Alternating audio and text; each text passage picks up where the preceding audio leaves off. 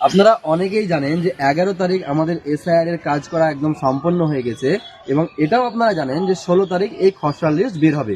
এই খসড়া লিস্ট সাধারণত আমরা যেটা আশা করছি যে হয় আমাদের বিএলওদের হাতে আসবে, বুথে বুথে যাবে, আর না হলে পঞ্চায়েতে গিয়ে আমাদেরকে নিয়ে আসতে হবে, এই দুটোর মধ্যে একটা হবে। কিন্তু লাস্ট মুহূর্ত পর্যন্ত নির্বাচন কমিশনার যেভাবে ফর্মগুলোকে পর্যবেক্ষণ করেছে তাতে আমার তো মনে হচ্ছে যে অনেকেরই হেয়ারিং হতে পারে, খসড়া লিস্টের নাম না থাকার সম্ভাবনাই বেশি।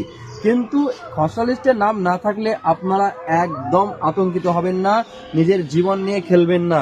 আমার সকলের কাছে রিকোয়েস্ট, খসড়া তালিকাতে নাম না থাকা মানে এটা নয় যে আপনি বৈধ ভোটার নয়। খসড়া তালিকায় আপনার কোনো কারণে নাম নাও আসতে পারে, আপনি একদম শান্তভাবে থাকবেন।